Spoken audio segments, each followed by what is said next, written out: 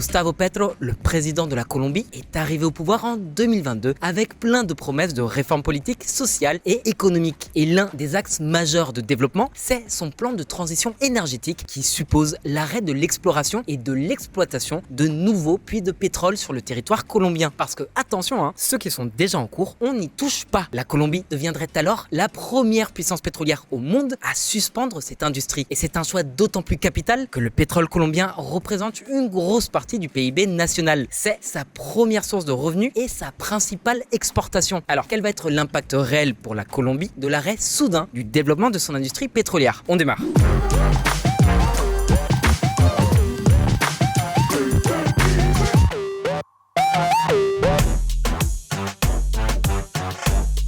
Avec des réserves prouvées de près de 2 milliards de barils, la Colombie fait partie des 35 pays possédant les plus grandes réserves d'or noir au monde. Concrètement, le pays est divisé en 23 zones géologiques, dont 7 produisent du pétrole et 2 produisent du gaz. 3 des 7 bassins producteurs de pétrole brut représentent à eux seuls plus de 90% des réserves nationales. Ce sont les bassins des plaines orientales, de la vallée moyenne et de la haute vallée du Rio Magdalena. Au total, sur 20 départements qui extraient actuellement du pétrole, un seul extrait du pétrole léger, alors que les autres produisent du brut moyen ou lourd, dont le raffinage coûte plus cher. Le profil pétrolier colombien colle pas exactement à celui de l'Arabie Saoudite, mais il a du potentiel. Sauf que ce potentiel, pour l'heure, il est encore inexploité. Chapitre 1er, contexte historique.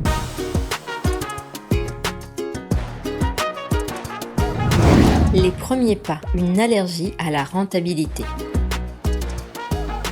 Le premier puits de pétrole colombien, il a été foré en 1918 dans le champ de Sierra Infantas. On y produisait à peine 2000 barils de pétrole par jour. 3 ans plus tard, surgit de terre la première raffinerie du pays, à Barrancabermeja. Le premier oléoduc, lui, a été construit à Marmonal, près de Carthagène. Et c'est comme ça qu'est apparue il y a plus d'un siècle l'industrie pétrolière colombienne. Sauf que pendant plusieurs années, cette industrie n'a généré aucun profit. En 1951, le gouvernement de Laureano Gómez, qui souhaitait profiter de cette manne financière, a nationalisé l'industrie pétrolière colombienne. Dans la foulée, il a accordé plusieurs concessions pétrolières à la nouvelle Empresa Colombiana de Petróleos, Ecopetrol, une entreprise publique créée par l'État colombien pour mieux contrôler les tenants et les aboutissants de cette industrie. Donc même si on a vu des géants comme Texaco et Shell s'intéresser au pétrole colombien, les conditions leur étaient très défavorables. Le principal obstacle, c'était le rôle prépondérant d'Ecopetrol. En plus de leur faire de la concurrence déloyale dans l'exploration et l'exploitation, la société d'État a aussi endossé le rôle d'organisme public chargé de la régulation du secteur. C'est comme ça que les multinationales du pétrole ont été forcées de s'associer d'une manière ou d'une autre à leurs concurrents virtuels, et ce, malgré l'environnement peu propice. Durant toute la seconde moitié du XXe siècle, les autorités colombiennes ont essayé plein de formules juridiques pour encadrer ces coopérations totalement artificielles, mais ça n'a jamais rien donné. Par exemple, entre 74 et 89, ils ont tenté la formule 50-50 dont l'objectif principal était de dynamiser le secteur pour attirer les IDE. Sauf que c'était aux partenaires privés d'assumer les coûts et les risques liés à l'exploration et qui, en plus, devait être réalisé dans un délai maximum de 3 ans. Mais quand la production débutait et qu'elle commençait à dégager des bénéfices, ils étaient répartis ainsi. 20% de royalties pour l'État, 40% pour Ecopetrol et 40% pour l'investisseur privé. Évidemment, l'investisseur privé devait ensuite payer l'impôt sur le bénéfice. Résultat, entre 85 et 90% des bénéfices d'exploitation sont allés à l'État. Il ne restait aux partenaires privés que 10 à 15%. Pas très sexy, C'est à partir de 87 qu'on a observé des tentatives pour rééquilibrer la balance des coûts, des risques et de la répartition des bénéfices. Enfin, ça, c'était le discours face aux investisseurs privés. Ça s'est concrétisé par une participation accrue d'Ecopetrol dans l'exploration, mais le modèle, fondamentalement, il n'a pas changé. En 89, un nouveau régime a été mis en place et il leur resta jusqu'en 94. Cette année-là, les autorités colombiennes ont lancé un nouveau schéma de collaboration public-privé, le contrat de partage de production. Il disposait que le partenaire privé assume seul le coût et les risques liés à l'exploration jusqu'à ce qu'une découverte ait lieu. Voilà à quoi ressemblait la distribution des bénéfices entre Ecopetrol et ses partenaires privés. ça saute aux yeux. Plus le puits était rentable, plus ça profitait à l'État colombien. Évidemment, ce modèle n'a rien donné. C'est pourquoi, en 95, une nouvelle formule, encore une, a vu le jour, le Air Factor. La répartition des bénéfices dépendait de la rentabilité du champ pétrolier et non pas de ses réserves. Le problème, c'est que cette approche est très spéculative. Le calcul des revenus estimés et des bénéfices prévisionnels était très incertain et du coup, le niveau d'incertitude de ces investissements pétroliers était très élevé. Or, cette incertitude, elle a légèrement tendance à faire fuir les investisseurs étrangers. Voilà, maintenant, vous savez pourquoi l'industrie pétrolière colombienne est à la ramasse. Et l'État en a largement fait les frais, vu que c'est de là qu'il tirait la majorité de ses revenus. Heureusement, la situation finit par se débloquer. On t'explique comment.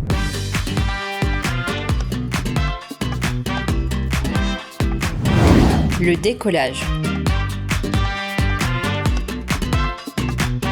Sous la présidence d'Andrés Pastrana, Ecopetrol a fait un pas très important. Lors de ce que l'on appelle le Round 2000, l'État colombien a lancé une série d'appels d'offres pour l'exploration et l'extraction pétrolière. Mais la différence, c'est que cette fois-ci, l'entreprise publique ne prélèverait que 30% des bénéfices. C'est devenu tout de suite beaucoup plus intéressant pour les multinationales du pétrole. Cette initiative a abouti à l'attribution de pas moins de 13 projets avec un investissement initial de plus de 600 millions de dollars. Mais la grande révolution de l'industrie pétrolière colombienne était encore à venir. En 2003, le président Álvaro Uribe Vélez a lancé une refonte totale du secteur, à commencer par la création de l'Agence nationale des hydrocarbures, ce qui signifiait le retrait des privilèges de régulation du secteur que détenait Ecopetrol. Celle-ci pourrait alors se concentrer sur son cœur de métier, à savoir l'exploration, l'extraction, le raffinage et la commercialisation des hydrocarbures. En gros, elle a achevé sa mue en une compagnie pétrolière traditionnelle. Sur la même période, le gouvernement colombien a mis en place un nouveau modèle de taxes et de redevances. Il s'inspirait des normes internationales tout en limitant le bénéfice de l'État à une fourchette de 50 à 60% de la production totale. Il n'en fallait pas plus pour que le secteur pétrolier colombien connaisse un véritable boom de croissance.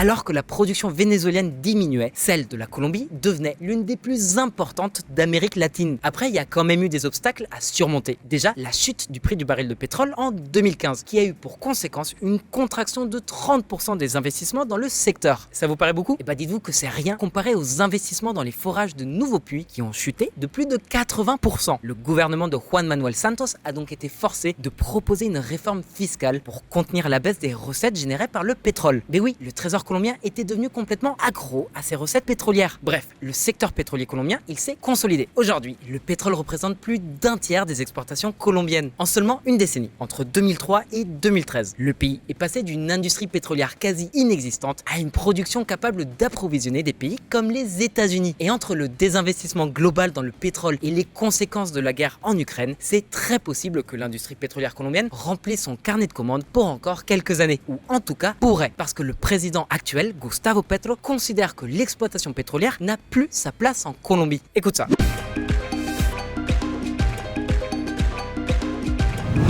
Pétro oui, pétrole non.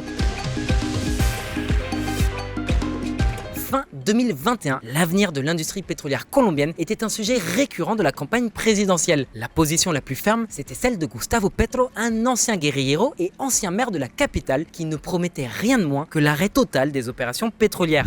Una, cesa la contratación de exploración de petróleo en Colombia. Mensaje, vamos hacia una economía productiva, no extractivista. Habrá una transición tranquila, pero segura y seria, que empieza el primer día de gobierno. Ça, c'était les propos du candidat Petro. Le 19 juin 2022, il a été élu à la présidence de la République. Et en novembre 2022, un an seulement après avoir formulé sa promesse de campagne, il profite de la conférence des Nations Unies sur les changements climatiques pour pousser le bouchon encore un peu plus loin. La crisis climática solo se supera si dejamos de consumir hidrocarburos.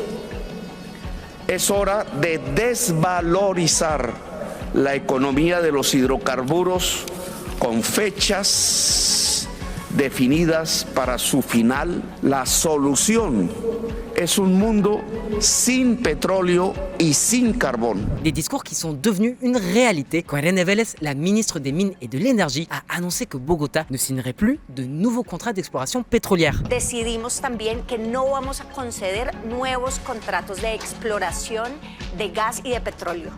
Eso ha sido, por supuesto, muy polémico a nivel nacional. Et là, c'est toute l'industrie colombienne qui s'est figée de peur. Pas que le secteur pétrolier, mais toute l'activité économique du pays. Est-ce que le pays va perdre sa principale source de dollars, sa principale source de revenus pour l'État? Est-ce que la sécurité énergétique du pays est toujours garantie?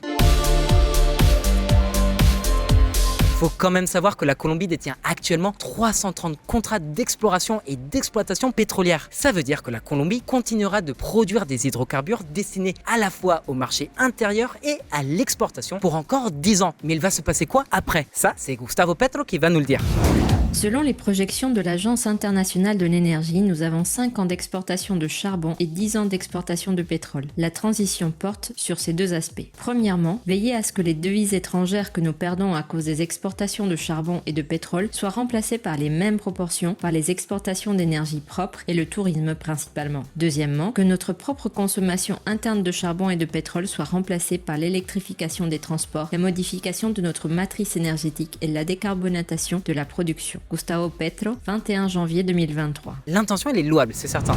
Il y aura une transition énergétique astreignante, mais en maintenant les exportations de pétrole à des niveaux qui nous permettent d'entrer les devises dont le pays a besoin, je dirais que la transition pétrolière durera environ 15 ans. José Antonio Ocampo, ministre des Finances et du Crédit public de Colombie. Bon, c'est indiscutable, Petro a l'air d'avoir limé les ambitions de son plan de transition énergétique. Mais est-ce qu'il y parviendra réellement dans la prochaine décennie? Est-ce que la Colombie peut se le permettre, étant donné que le pays est pauvre, qu'il présente des lacunes dans son système de santé et d'éducation, entre autres?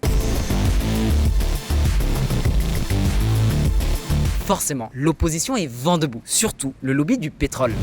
L'industrie des hydrocarbures est fondamentale pour la stabilité économique du pays, le financement national et celui des départements et communes. Près de 40% des exportations dépendent de ce secteur, 20% des recettes fiscales de la nation et 76% des redevances. Diversifier le panier d'exportation peut être un objectif, mais pas au prix du flétrissement de l'industrie. Communiqué de l'Association colombienne du pétrole et du gaz, 20 janvier 2023. Face au tollé et à l'inquiétude des marchés, Petro a été forcé de faire marche arrière. Il continuera quand même à cibler l'industrie des hydrocarbures. Et oui, peut-être que l'octroi de nouvelles licences d'exploration et de production va baisser. Mais le plan de transition énergétique en tant que tel devra dorénavant inclure quelques concessions. Bref, on entrevoit le crépuscule des industries pétrolières et gazières colombiennes. Mais quel va être l'impact d'une telle mesure sur la Colombie ?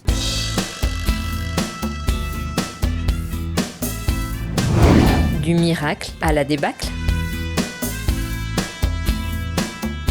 Le discours anti-hydrocarbures et pro-transition énergétique de Gustavo Petro a profondément entamé la confiance des investisseurs étrangers dans l'industrie pétrolière et gazière colombienne. Un secteur en plein essor en plus. En 2022, les investissements dans l'exploration pétrolière et gazière ont atteint leur point le plus haut depuis 2014. À présent, on s'attend à ce que la tendance s'inverse en 2023 avec une baisse des investissements. Et si cette refonte de l'économie colombienne passe, alors le pays devra faire face à un tarissement de ses réserves en devises, à une hausse même temporaire du chômage et surtout à la chute des revenus de l'État. Ce sont des dizaines de milliers d'emplois qui seront perdus, même si les énergies propres en créeront de nouveaux. Et puis, les prix du carburant vont exploser, ce qui impactera directement le pouvoir d'achat de millions de ménages. L'autre problème qu'on anticipe, c'est celui de la sécurité énergétique. En fait, l'électricité colombienne est produite par des centrales hydroélectriques. Donc, en période normale, pas de souci, la production hydroélectrique peut répondre à plus de 3/4 de la demande nationale. Mais quand des phénomènes climatiques comme El Niño, c'est-à-dire la hausse de la température des océans, avec des périodes de sécheresse qui frappent le pays, la production hydroélectrique chute considérablement. L'État pouvait alors compenser avec des centrales thermiques qui fonctionnent aux hydrocarbures. Donc, faudra vraiment carburer sur la question du développement des énergies verte. Et toi alors, qu'est-ce que t'en penses? Utopie climatique ou catastrophe imminente? Est-ce que Petro arrivera à faire gober la pilule au peuple colombien ou va-t-il se rétamer aux prochaines élections? Dis-nous ce que t'en penses dans les commentaires, n'hésite pas à liker, t'abonner et à partager. Gracias y hasta luego.